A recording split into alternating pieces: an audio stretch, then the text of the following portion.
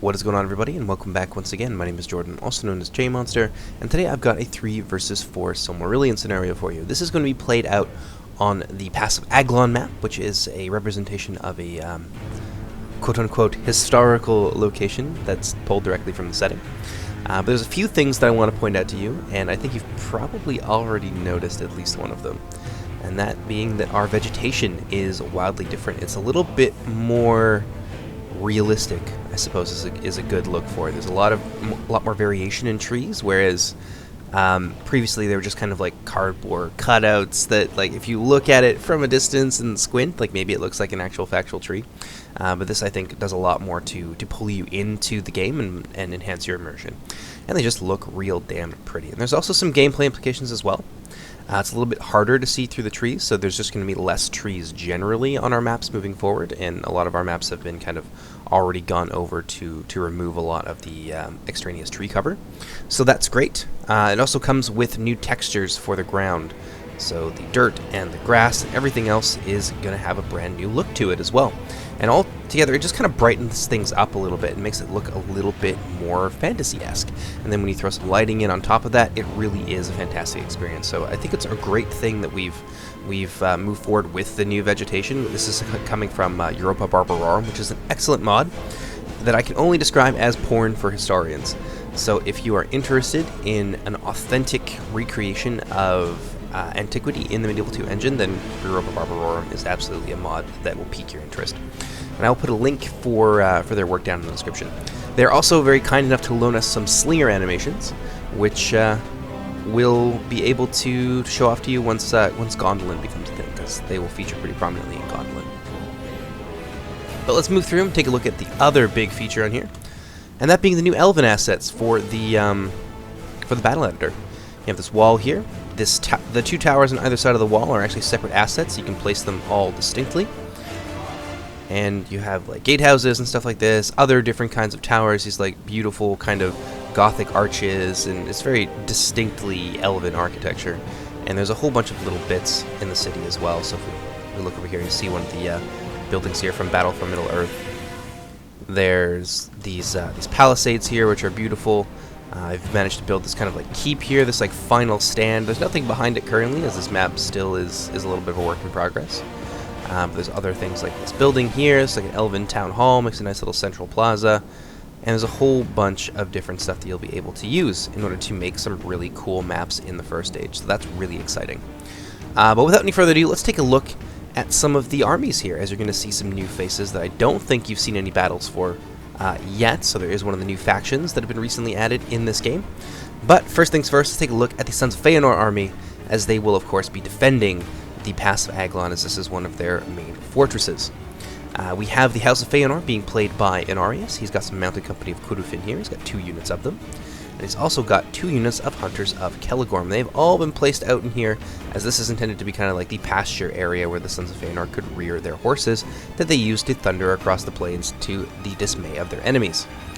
He's also got a unit of Roqueni Maglorum. This is going to be representing Maglor's bodyguard, who's present on this battle today. And they are a cavalry supremacy unit, the only knight unit in the game. They are very, very scary indeed. And then, the rest of Inarius' army, we can see them pulling back here behind the defensive fortifications of the city. We've got 2 units, I believe, of the Defenders of Aglon, a couple Stalkers of Thargelion, actually 3 Stalkers of Thargelion, 2 Huntsmen of Thargelion, 2 Archers of Amrod, and then 2 Footmen of Amras in addition too. Over here, we have another army. This is another House of Feanor army played by Nvidia. He's brought Shield Bearers of Hellevorn. He's got 3, I believe, companies of Footmen of Amaras. He's also got 2 companies of Rangers of Hellevorn, and some Stalkers of Thargelion as well. You can see, I believe there's 2 units up in here. There's more elsewhere. He's also got Defenders of Aglon, and he's got more centrally located forces here, which include the Otorn Maitimo, which are the bodyguard of Maedhros. More Footmen, more Defenders. Appropriate that there's a large amount of Defenders here, as this place is their namesake. So Archers of Amrod, Stalkers of Thargelion, and more Shield Bearers of Hellevorn. So this is by far the largest infantry force for the Sons of Feanor, whereas Inarius' army has the majority of their really powerful cavalry units. Nvidia does have a couple He's got a couple units of the Mounted Company of Kurufin here. I think he's got, looks like 3 detachments of them, which is pretty impressive. Does save a little bit of money and allow him to bring more of that infantry, which you've already seen. And then we have the Easterlings being played by Tundra's Fox. He's brought Halberdiers of Loftland. I believe he's got 3 of them, in addition to some detachments. You can see them there. Get a good look at them. He's got Salamandrine Guard, which are very much a powerhouse unit for the Easterlings. They are an anti-monster unit, and they have some pretty significant bonuses against units like the Uruloki, although it can be a little bit hit and miss, as the Uruloki are able to move quite quickly through these units. But the Salamandrine Guard are also armor-piercing, so when they hit the Uruloki, they're going to hit hard. They've also got a unique projectile, which is fantastic for causing routes, as it does lower the morale of enemies that it hits, and it has a unique fiery projectile model to it as well. Here we have the Wardens of Loftland, a very useful heavy spear unit, which also inspires units around them, to the tune of +2 morale in 25 meters. Got more Wardens, and we've got some Clan Guard in here as well. Now, the Clan Guard are more of a defensively oriented, high-tier unit. They have about 8 base damage with their scimitars, but damn do they have a lot of melee defense, and that's really where the boar units tend to shine. And of course we're going to be using the boar units here. I don't think we use them exclusively, but they are the majority of the army, as they were the Easterling tribe that remained faithful to the Sons of Feanor during the Battle of the Nirnaeth Arnodiad. Over here we have some Pillagers of Hammering, so these units are drawn from the Ulfang pool. They are a Falx unit, and they have a devastating charge value. Really high charge. Their melee defense is not great, so they're excellent for cycle charging, and that's really enhanced by the speed that these units can move around the battlefield. So they're fantastic for getting in, getting out, and just continuously trying to outflank your enemies. And there are some good battles I think that I put on stream against a mostly full Ulfang army, and it was really close. I played with the Philothrim, and it was a tough battle for sure. Next up, we have the Sons of Ulfang, which are a 1 HP bodyguard unit. Now, these guys are a Falx unit kicked up to 11. They have enhanced stats. They have the best armor of any Ulfang unit, which is still not amazing, only being about 9. Most of the Ulfang units tend to clock in around 2 to, I think, 5 or 6 is the top end, and they are generally unshielded as well, so they're extremely vulnerable to arrows. These guys are no exception, although they do have a little bit of enhanced protection, but their big draw is their even larger charge bonus, and of course, the fact that they are armor piercing. A unit like this can be devastating, although they are quite expensive.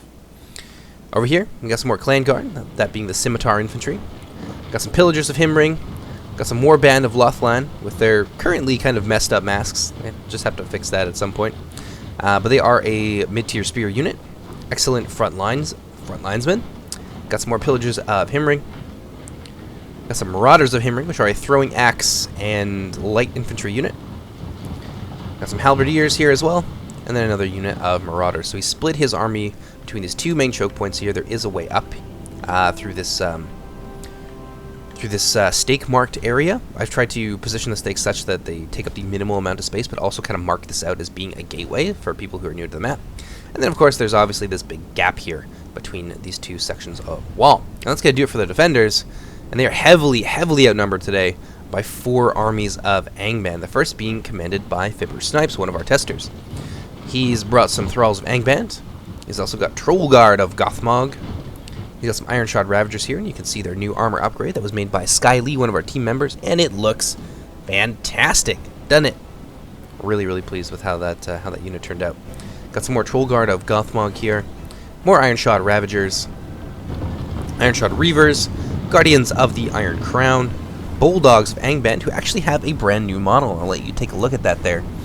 This was done by Taurion, or Castellan of Angmar, who's done a ton of work for us and actually did the old Bulldog model as well. And you can see some highlights there with that back rack on the back with a couple of severed heads. Very scary, very intimidating unit, and I think it's quite appropriate for these fallen Maiar forced to inhabit the body of a corrupted orc.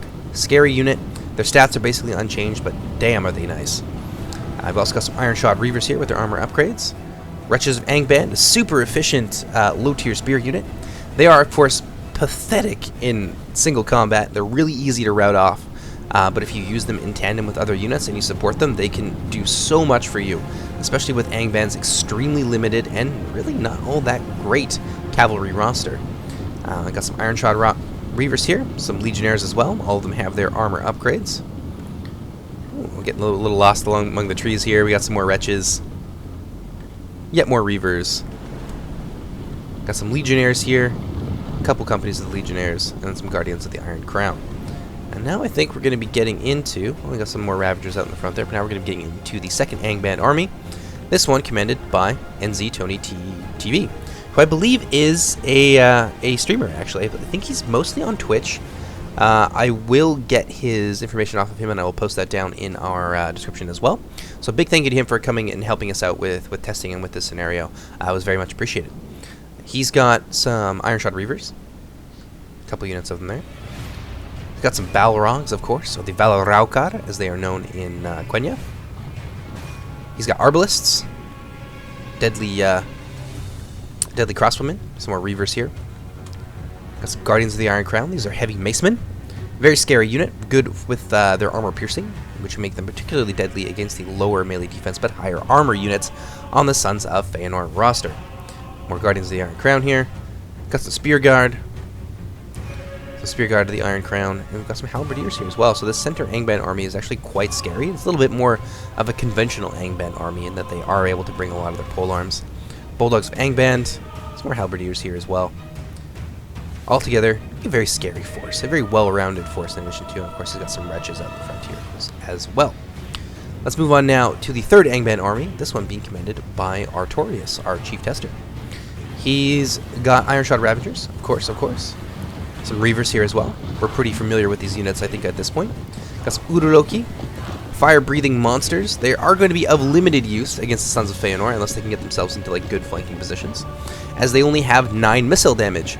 It does deal damage in an area, but against heavily armed units with really good shield values, as many of the Sons of Feanor units tend to have, the projectile itself is not nearly as devastating as it can be against, say, Assyrian, for example. That being said, the lightly armored Edain will certainly fear this unit, as it can do potentially a lot of devastating damage to them from range.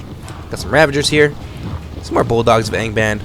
Get another good look at that model. It's really, really high quality, and that's just the kind of work you can expect from Taudion. He's just really talented at what he does. I got some Guardians here, more Reavers, a few Halberdiers, not a ton. There's maybe 2 units or so in there. Got some more Reavers,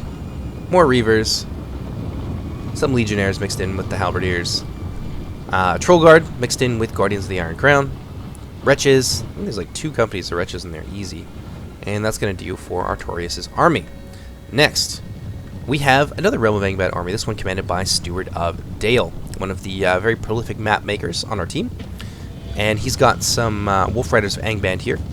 Not the best unit, but you know, they kind of do their job, and especially when you back them up with Wretches, they can be a really big pain. And the bonuses that wargs get against basically all types of cavalry does make them very versatile. So there's not very many of them, but they are heavily armored, which is kind of a nice thing for the Realm of Hangband, and does kind of follow along with their theme, I think. The rest of his army consists of Wretches. 1, 2, 3 units of Wretches. He's also got some Arbalist detachments here. I think he's got 1 or 2 maybe of them. Got some Legionnaires, Reavers, Ravagers, some more Legionnaires over here. Mostly non-polearm infantry. Got some Guardians of the Iron Crown. Bulldogs, of course. More Guardians, Ironshod Reavers. There's another detachment of his Arbalists. And then we've got Legionnaires, Reavers, Ravagers. I think you're probably sensing a theme at this point, which is, you know, good, because that's actually going to do for the attacking Hangband army. So with that being said, let's go ahead, jump into the battle. I hope you guys enjoy it. So we're going to see some early cav action here, as you would expect from the Sons of Feanor. NVIDIA leading the way with his 3 detachments of the mounted company of Kurufin. And you can see that Inarius is in close attendance with his mounted company of Kurufin as well, his full units. And then, of course, you've got his Lancers here. Now, these are potentially very scary units because of how few polearm and spear units there are on the field today. There's maybe I think across all the armies there's like maybe a dozen or so, but they're really going to gang up here, it appears, on Steward of Dale, who by far has the least amount of them. He's got 3 units of wretches, and I think that's pretty well it. I don't think I saw any spear guard. He's got the Gardens of the Iron Crown. So there's the potential here for a lot of value off of the Feanor cavalry. It's really going to be down to Steward of Dale to try and defend himself with just 3 companies of wretches against all these big scary units of cavalry. Luckily for him, Artorias, I think, realizes the potential danger that his ally is in. He's going to rush forward with his army, get himself into position as quickly as he can, and potentially cut off the retreat and threaten the wing of the Sons of Feanor units. Just 1 moment, please. Sorry about that. I always forget that I have Discord on. We've got some early cav engagements here. Troll Guard moving in to support the Wolf Riders of Hangband. That's probably not a fight that I think NVIDIA needed to take. Yeah, it really was an ill-advised early fight to take here. Mounted Company taking some pretty heavy losses there. The detachments, it looks like at least one of them might have been wiped out, but some reinforcements coming in. Wolf Riders of Hangband getting charged down by some Lancers, which you're probably wondering, oh my god, why would you ever waste your Lancers in such a shameful fashion? Lancers actually have bonuses against wargs, so they can kind of stand up to them.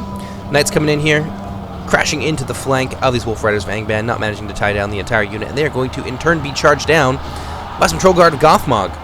Troll Guard are potentially exposed here. They are going to manage to take down a few of the Knights, but if the Knights manage to rally, get away from the Troll Guard, or at least bait them towards a nearby Lancer unit, then, you know, that can potentially be very bad for the Troll Guard.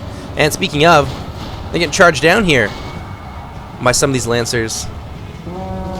Some of the Lancers will fall in exchange. There's also some cavalry range support in the form of the Mounted Company of Kudafin, tossing their Javies over here at the Troll Guard. I don't think that's a particularly good use of them. The Troll Guard are super spread out, and they're mixed in with a lot of the Feanor units, so you're not really going to get a lot of value off those Javelins. I think it would have been better to just use them to maybe harry some of the incoming units here. Wretches of Hangband, there's an opportunity here to maybe run down some of these Iron Shot Arbalists, which I hope that NVIDIA decides to take. I mean, it's possible that he could get pinned between a couple units of the Wretches there, but I think that these units here could be used to great effect against the Arbalists, and they're just going to run right in there. So some danger there, danger close for the Hangband units. Meanwhile, back to this punch-up. That's pretty ugly. Using the Troll Guard to support those units has been really effective so far, and I think there's probably a fair amount of friendly fire from the Mounted Company here, but it looks like they're now out of Javelins, and we're going to see them used in a more traditional capacity for melee cavalry. Hunters of Kelegorm here, having taken about half losses, now retreating from the battlefield.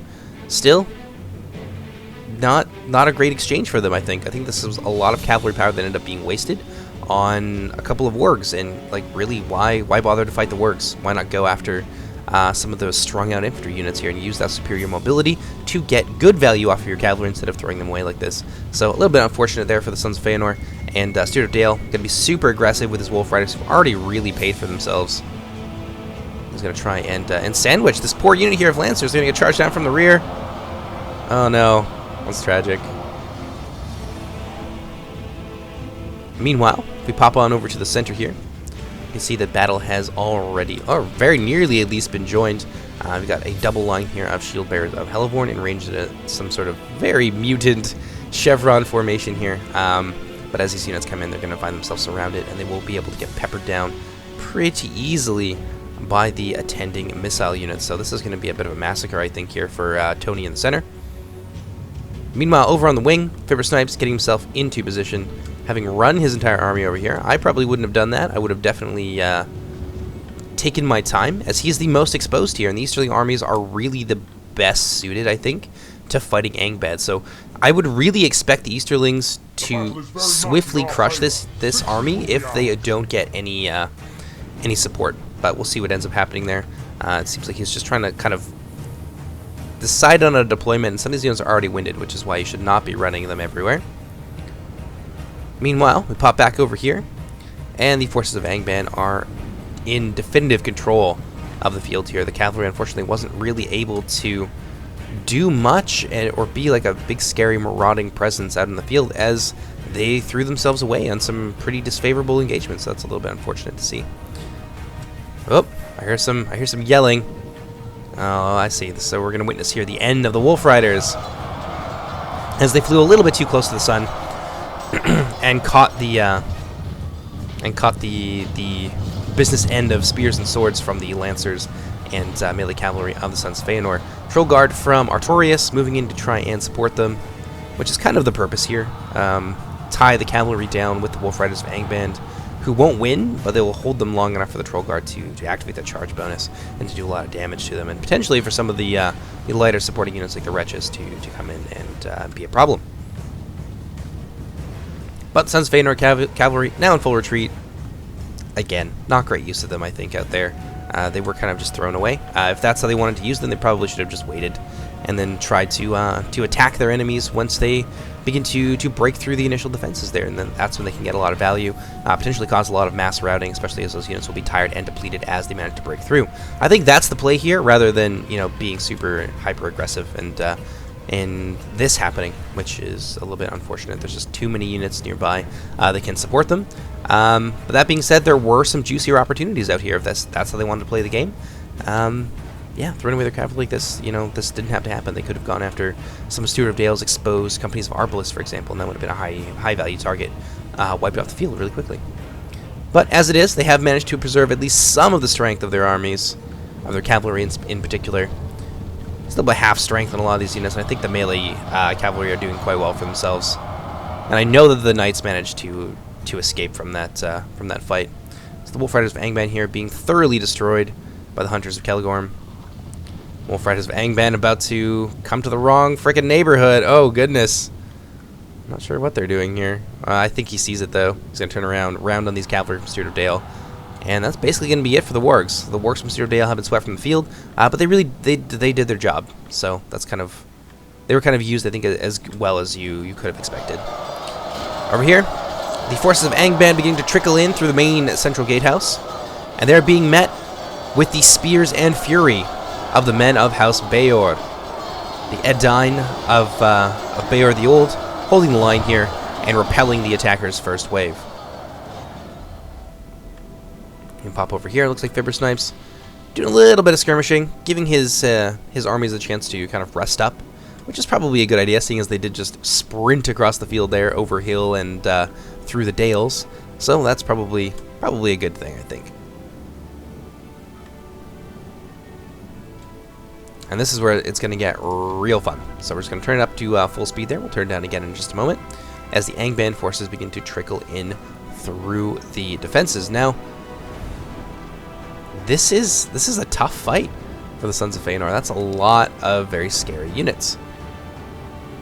That's a lot of infantry and a lot of armor. And one of the things that the Sons of Feanor do struggle with is their relative lack of ability to pierce armor. They do, of course, have their lances on their knights and the Hunters of Caligorm. They do have the Rangers of Helleborn, who have armor-piercing missiles, but they don't really have a dedicated anti-armor infantry unit.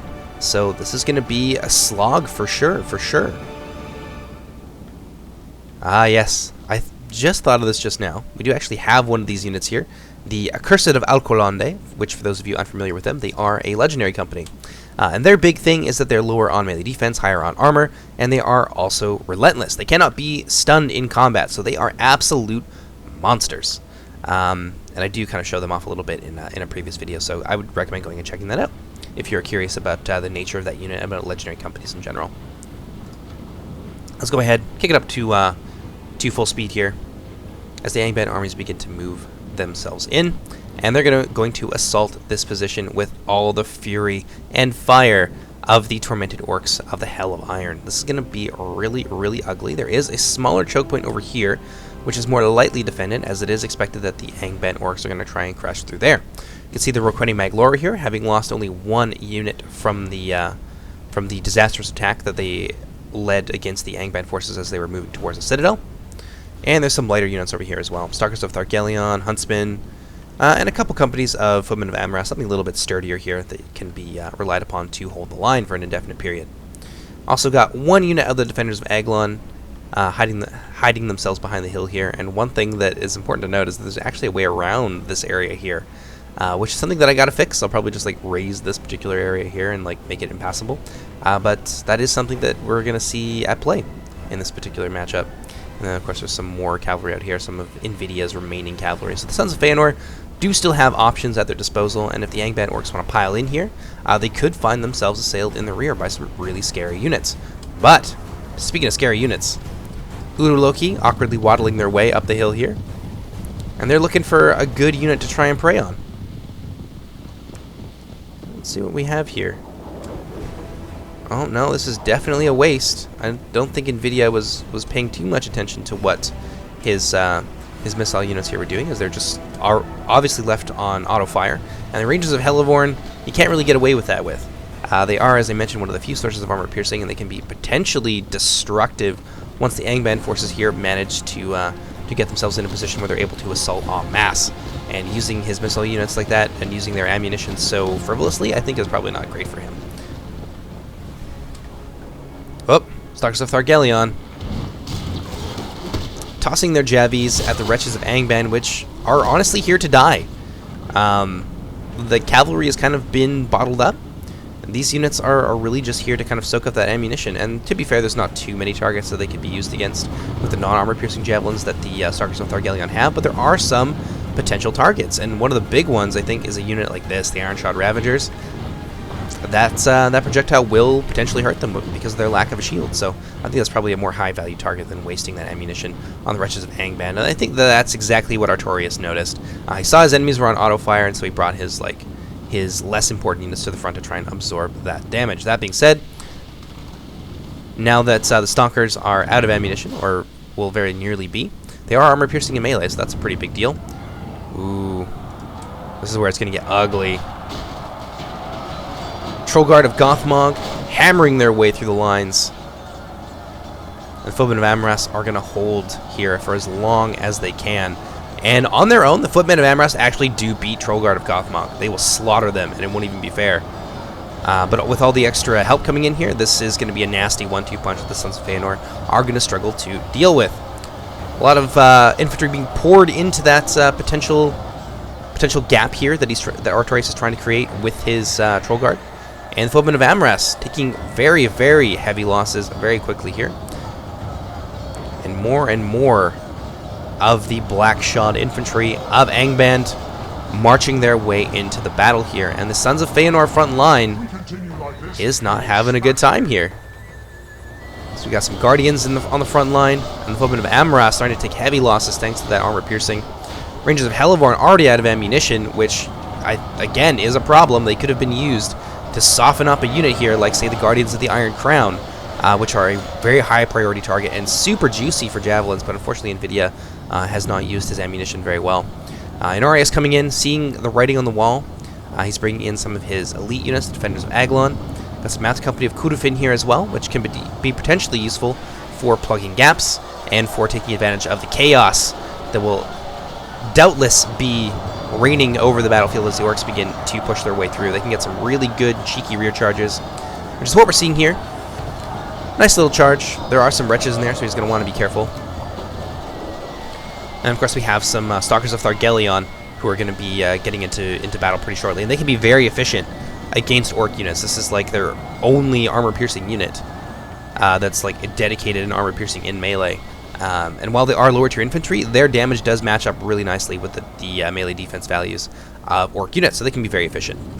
We have some Ravagers here who've managed to skirt their way across, and the Stalkers of Thargelion and the Archers of Amarod's position is currently threatened. These Huntsmen here firing upwards at these units who are very exposed up here on the hill. Their armor should be able to shrug off the lower-tier arrows from those units. And over here we can see an assault preparing to get underway by Steward of Dale, and the Footmen of Amaras are readying themselves now. I think Steward of Dale has noticed that it is possible to get up here, but he's going to be met with some pretty fierce resistance. There's some nasty units over here that are more than capable of dealing with a cheap unit here of Ravagers that's already winded. I don't think that this assault will go terribly well for him. Got some Reavers coming up here in support as well, both these units being winded. They're just trying to get in here to join the assault and put pressure on the Sons of Feanor in multiple places, and it looks like Loki fired in here. Some minor casualties, but you can see that the Sons of Feanor are kind of managing to staunch the bleeding somewhat. And they have left open a few places where they can be, take advantage of this with their cavalry. Stalkers of Thargelion have now been committed, And we can see some potential breaking here.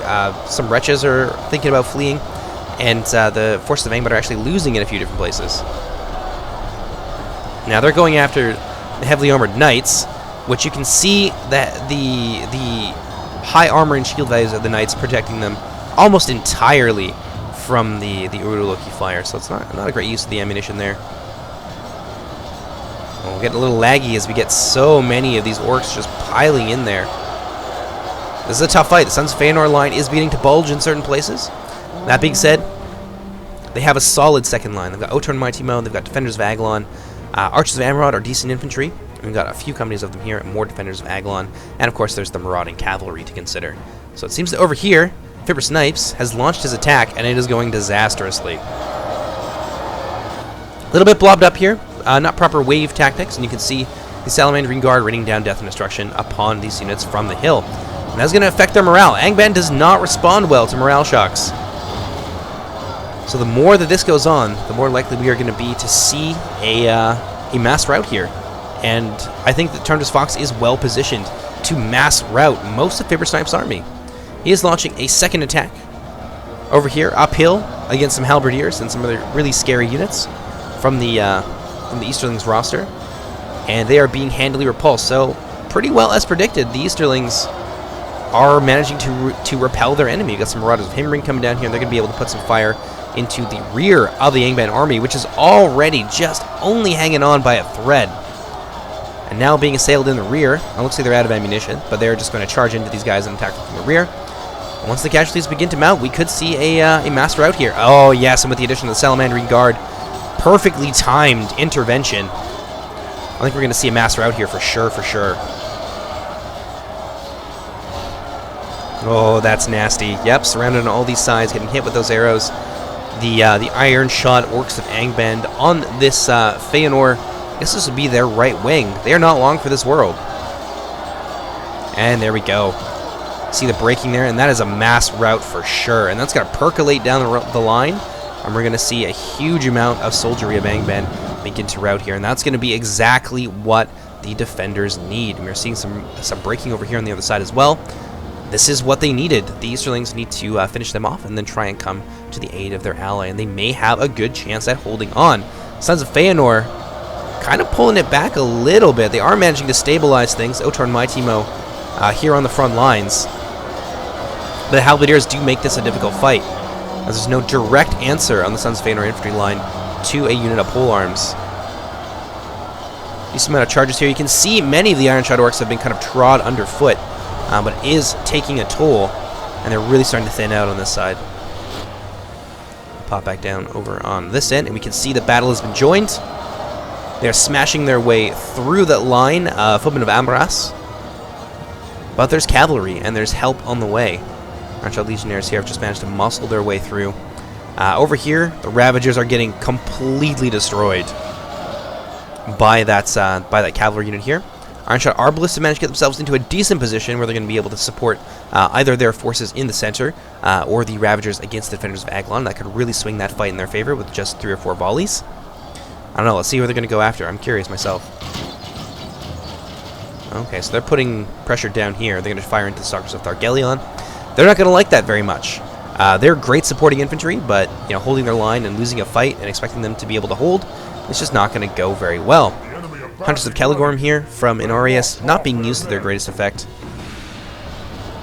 There's wretches in here that make this potentially a very, very problematic for a unit of cavalry. They could be used to smash them with repeated charges. It looks like Tundras Fox has brought some of his Salamandrine Guard over here. They are very scary and armor-piercing in melee, so once they expand their ammunition, they can potentially be infantry hunters in addition too. It's a very strong unit, although very, very expensive for all that utility. Over here we have some Ironshot Ravagers who have been routed off. An assault has been launched from Steward of Dale over here. The Stalkers of Thargelion are handily repulsing it with the help of some Feanor cavalry.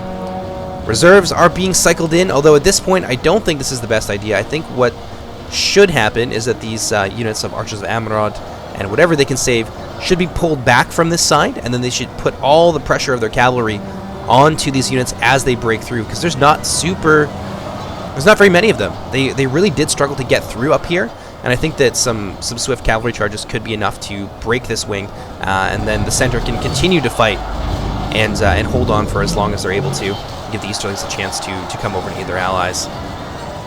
That being said, the center is in serious danger of being surrounded, although the defenders of Aglon up here are well positioned to kind of pull things back against this thin line of Hangband infantry. But the Uroloki have managed to break through into the center, so it may not really matter what they do, but I think that now is the time to try and save some of their infantry, if they can, because we're going to start to see some routing and potentially some breaking happen here as the Hangband forces manage to break through.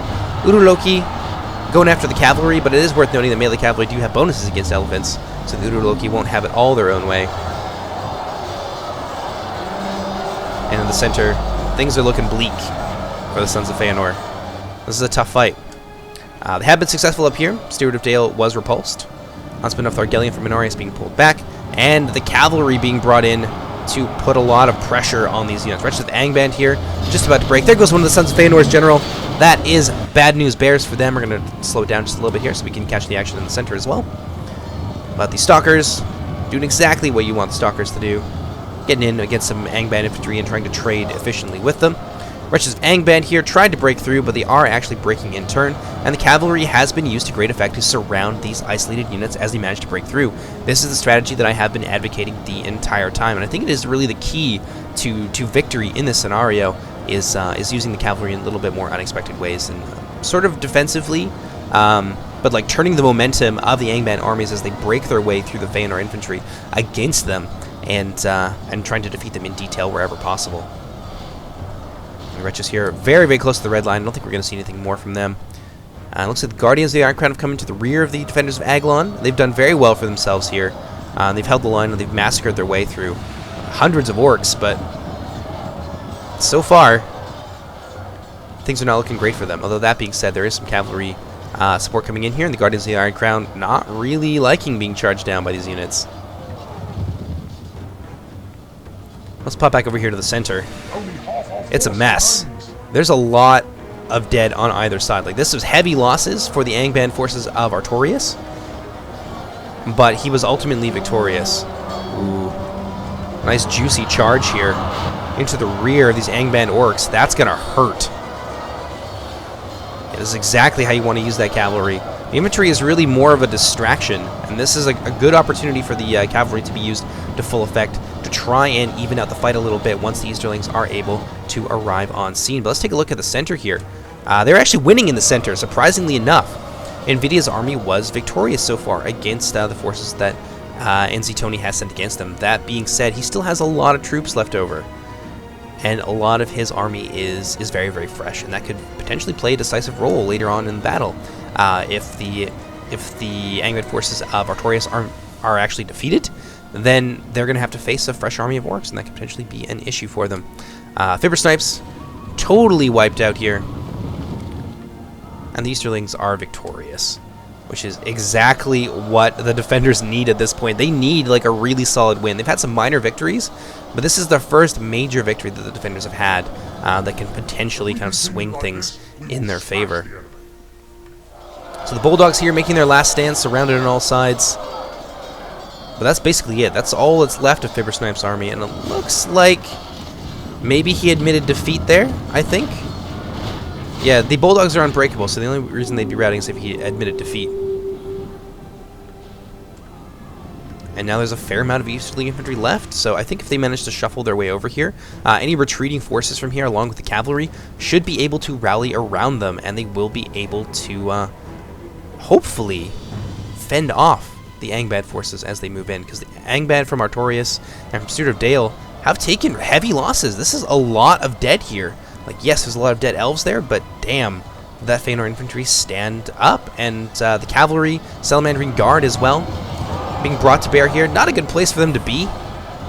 I mean, the Uroloki are obviously the foe that they want to fight more than anybody, but being in close combat with the Ironshod Ravagers, they have really high damage, and they will ultimately overwhelm the defenses of the quite low number Salamandrine Guard.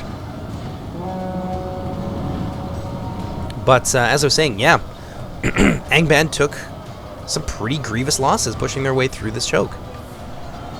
So it is possible for the defenders to turn this around, and it is actually very close. There's a 2% difference. More cavalry here from the Sons of Feanor. These stalkers doing their best alongside the accursed of Alcolonde, who are brought up here to help drive back the orcs. So this is a pretty powerful combination.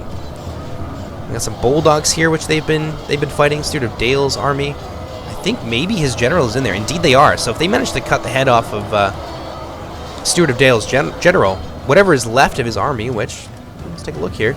There's some left. They're exhausted, and they are actually being quite handily defeated by the Sons of Feanor down here, who've managed to turn Steward of Dale's victory into defeat. So if he loses his general, that's another Hangband army gone. So they're down 2 players at that point. I have to say, it's a very impressive teamwork going on here from the Sons of Feanor. You got to hand it to them. Norris is using his cavalry well to support infantry, and I can't remember who else was over here facing him down, but in general, really good use of the Sons of Feanor's forces here, and they've managed to kind of reverse Steward of Dale's victory and turn it into a fairly crushing defeat so far. The big threat, of course, is this Hangband army here for sure. It is pretty ragtag, but I think the biggest threat to the defenders right now is Tony's army here. He's got a lot of like really heavy units still left over. Most of his troops are fresh. He's really bided his time. He is out of ammunition with some more important and potentially very game-changing units like the Iron-Shot Arbalist, but he's still got full health unit of bulldogs. Haven't even been scratched. They're immaculate at this point. I think he's lost his Balrogs. Yeah, you can see a lot of dead Balrogs in the field there. But this unit here is also very dangerously exposed. Unless he wants to like leave a rear guard here, and I think that's probably what NVIDIA should do. What I would do is maybe leave, I don't know what he's got here. I would leave the Edyne. I would leave the Edyne here to hold the line, pull back with those 2 units of Elven infantry, and reunite with the Easterlings here and try to present like a united front. And this is why I think where team communication is going to play a big part in this battle. If they're able to kind of set up another front here, like between say the arms of this cliff or like over here, and use like the buildings to try and like shield their wing. Although, no, these buildings don't seem to have pathfinding, so that may not be the best thing in the world. But I think maybe trying to fall back with the Easterlings and trying to form another defensive line here is probably the best thing that they can do to stand a chance of defeating Hangband at this point. Still a decent amount of cavalry left over. I think that those could be used to potentially devastating effect against some of the ragtag remnants of Steward of Dale and Artorias' army, and I think that they currently are. But if they manage to pin them here in this choke point and then attack them from the rear with their cavalry, or just be a constant threat so that they can't bring all their force to bear at once, I think that that's a really big deal. Like this is not much here. Like this could be swiftly crushed if they were able to move against them, which is another potential strategy here. I mean, maybe the Easterlings and the Elves here want to... yeah, we are starting to see them pull back here, which is good. Maybe the Easterlings and the Elves want to move against this army and crush them in detail, and then all they have to worry about is this one remaining army out here. And it looks like it's actually kind of pulling off some of its forces, so it's not going to put pressure over here.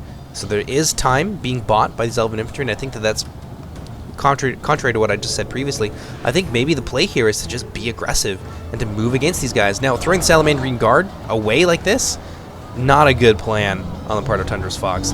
Yes, they are anti-monster, but when those monsters have bulldog support and they've got infantry support, it's not a very strong use of one's cavalry, and unfortunately the Salamandrine Guard there are going to be wiped out. And that was 11 of them. In the late game, 11 elite cavalrymen can make all the difference. We are starting to see these units here get themselves into a position where they're going to be able to contest the field with the Hangband army here. And it seems like these units are now being brought back. Now, I'm not sure what's happening here. I think maybe these units need to be like repositioned so that they can continuously like block off the halberdiers here, or maybe even let them in a little bit and crush that first wave. But it seems like these guys are being thrown back at the gatehouse, which it's not the play here at all, I don't think. A lot of Easterlings over on this side. Let's see where the rest of them are. Ah, the bulk of the force is being brought outside to try and fight Tony's army, which I don't think is really a good idea. I don't think that splitting their forces at this point is going to get them very far. They're outnumbered, and while the balance bar is very, very close, actually favoring them by a few percentage, I don't think that splitting their meager armies is the thing to do right now. Steward of Dale rallying here and moving back towards the front to help out his ally Artorias. I think that this could be a fundamental shift in the balance of power here, because I think that the Easterlings together with the remaining elves and the cavalry are a force to be feared, but alone and fighting in small bands like this, I don't think that that's smart. I mean, even if they manage to, let's say they manage to put all their force into here and break out, I mean, what are they going to accomplish? I mean, they're going to be able to, yes, open up a second front against Tony's army, which if they attack with the Easterlings from the other side could potentially be a problem for him. But his army is fresh. It will fight longer than these guys. And then, of course, there's still the matter of Steward of Dale and Artorias' remnants. So I don't think that this is the play right here, and I think this could be a potentially disastrous move for the defenders. Now, the Wardens of Loftland have joined the fray. And these halberdiers here are moving their way through, but they are taking heavy, heavy losses on the approach. Yeah, look at that. Those halberdiers are dropping like flies. And we could start to see them fall away. I think we'd certainly see them routing if the Balrog wasn't here giving them 10 morale. And these units now outflanking them, but this is exactly what Tony can do. He can just reinforce those units. He's got the numbers. And in the meantime, his allies are going to be able to come from behind and potentially sandwich these armies. So we could be seeing the makings of a disaster here, and I really firmly believe that to be the case.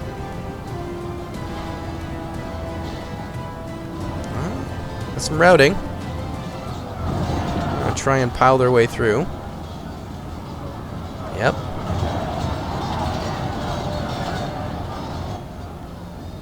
But what's to stop him from moving in with another unit of halberdiers, say? Or reavers, or anything to just kind of buy time. That's all Tony needs to do, is buy time. Let's see what we have out here. Looks like, well, this is unfortunate. It looks like Tundra was not really paying attention here, and found himself outflanked by a couple, or just one unit here of Guardians of the Iron Crown, just thrown at his formation and causing chaos, and actually managing to beat several units simultaneously. This is a deployment problem for sure, and a lack of coordination on the part of Tundra's Fox and his allies. And again, communication is so important in games like these, and the defenders have done a marvelous job up until this point. But now Tundra's Fox is just kind of moving at them in a big old blob, whereas Hangband has deployed better. This just kind of smacks of desperation and haste to me, which can very much be your downfall. Now, this is an army that he has the tools to break through here, because Tony is pretty thinly spread right now. But he's now moving in to reinforce and take away the meager gains that Tundra's Fox's Easterlings and the remaining Elves of Feanor were able to make against his forces here in this gatehouse. And now, disaster. This is exactly what the defenders should have seen coming. Urloki coming in from behind now, Guardians of the Iron Crown, all the remnants of Artorias and Steward of Dale's army, and there's no more cavalry left out here to make their lives difficult. I don't know what happened to the rest of the cavalry. I think they probably died off. I think that that's fair to say. Yeah, most of them have probably died off at this point. And this is gonna be ugly. Look at this. These units are very much in danger of breaking under the pressure here. Now, Tony would probably lose this in a straight fight because the halberdiers for the Easterlings are just so good and so well suited to crushing Hangband infantry units, just blending them up like it's nothing. But being attacked on several sides like this, being exhausted, this is, I think, a disaster in the making. Over here, because of Tundra's Fox's very sloppy attack, like this is not really making use of his numbers at all, Tony's forces are managing to hold on. Sons of Ulfang doing some work here, and it looks like there is some cavalry still remaining. There goes the Easterling General. That's really bad news. But there is some cavalry still remaining, harassing the Arbalists, harassing the rear of the Spear Guard. But, like, what is this deployment right here? Mounted Company, well, yeah, massacring their way through some Arbalists. There's Bulldogs coming in, and that's going to make them run away. And they're actually losing over here. Now these forces are fully surrounded, being squeezed between the might of a fresh Hangband army and the remnants of Artorias and Sword of Dale's forces. It's a bit of a disaster, to be honest. Uruloki getting stuck in. There's a lot of things that can potentially kill the Uruloki here. Yeah, those halberdiers in general will, in particular rather, will make short work of these Uruloki. You can already see them beginning to die off. Yeah, the more they push in, the more that they're going to put themselves in danger. Another Uruloki now fallen.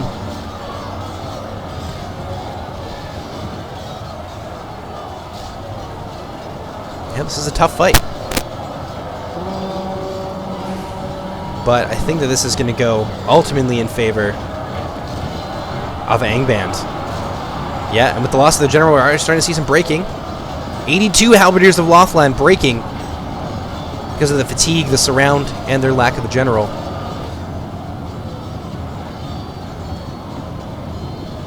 Yep, and I think we're going to start to see the rest of the army begin to fall away here. Let's see how things are going. There's still some very healthy Salamandrine Guard. I don't know why they're being used to run down routing wretches instead of, say, charging into the rear of the Spear Guard.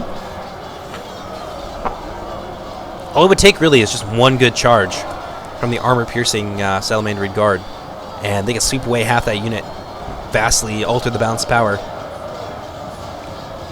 And the Easterlings are basically losing every fight that they've taken so far. A little bit of cavalry support here, still from Inarius, who's doing his best to support his ally, but I think that this attack here was just really ill-conceived from Tundra's Fox. There wasn't any organization. And he split his forces, which just didn't need to happen.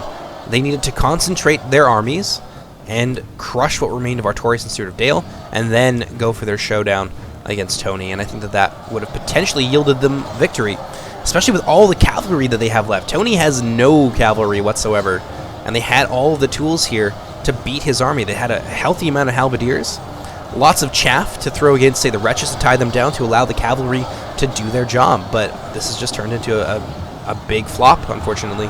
It's a little bit of a throw, almost.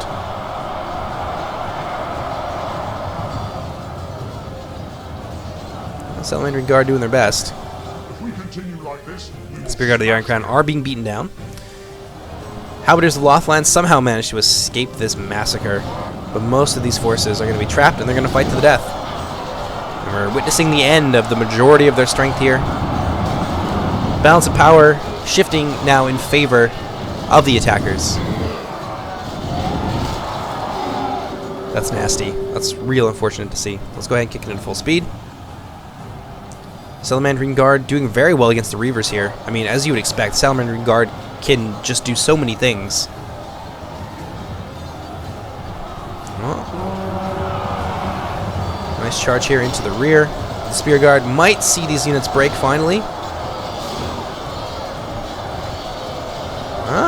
No, not quite. They are holding on.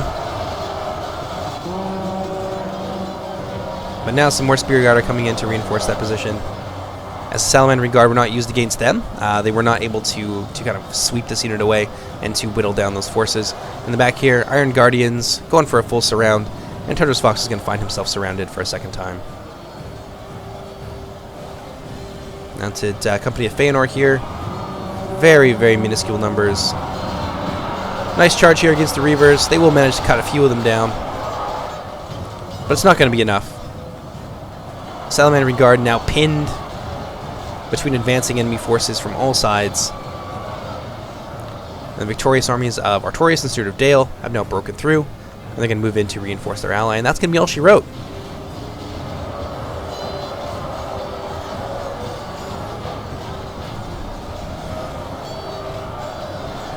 Yep, this just a massacre being perpetuated here on the Easterlings of Tundra's Fox.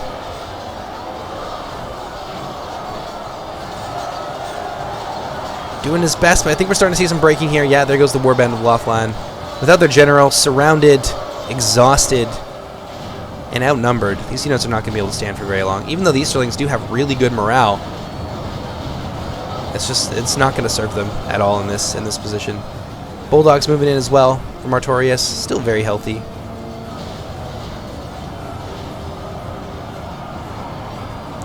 And the last remnant of Hunter Fox's army here, being surrounded. Salamandering Guard, holding them back. There's only 6 of them left. I'm going to see an admit defeat here from Tundra's Fox, I think. Oh, no, someone else. Wardens of Loftland fighting to the end. Halberdiers here, pushing against the Bulldogs. It's not going to matter. Their formation is broken. They are surrounded and utterly outnumbered. Oh, so we got some units reforming here. Wardens being thrown back into the fray. Well, Halberdiers are doing their best. Now Tundra's Fox's last unit of Wardens over on this end broken. And the Halberdiers of Loftland are going to break in turn. And these Wardens of Loftland are going to be the last ragged and weary band of soldiers willing to stand against Hangband. And it seems like the fortress of Aglon, rather, is going to fall, which is canonical. It did fall, and it was later retaken with reinforcements from Hammering, their other big fortress. So perhaps that's what we're witnessing here today in this semi-historical battle.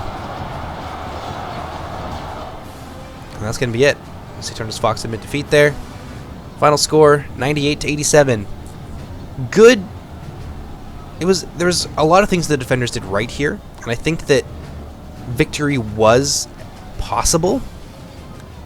But I think they kind of threw things away in some really, really foolish and, in my opinion, very obviously disadvantageous ways.